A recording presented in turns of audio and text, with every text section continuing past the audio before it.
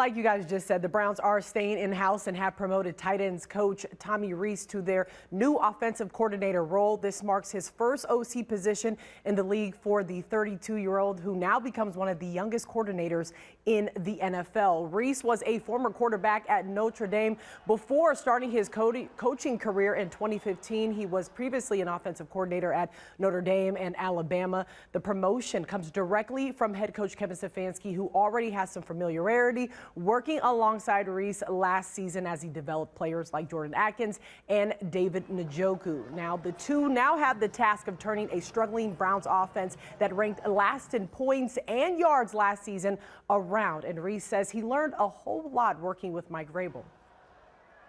You know, honestly, for me, coming from college into the NFL, for a guy that spent most of his life in the NFL, just the nuances and, you know, some of the differences between the two games and hearing that from him was great. And so, you know, I still am extremely appreciative of the time I got to spend with him and being able to, you know, pick his brain, hear some things from a defensive perspective. And, you know, it was a pretty unique but like really rewarding experience to be able to work with him.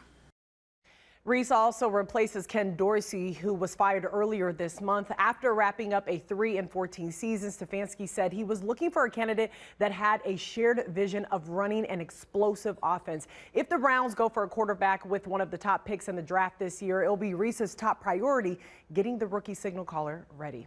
Ashley Holder, 19 News.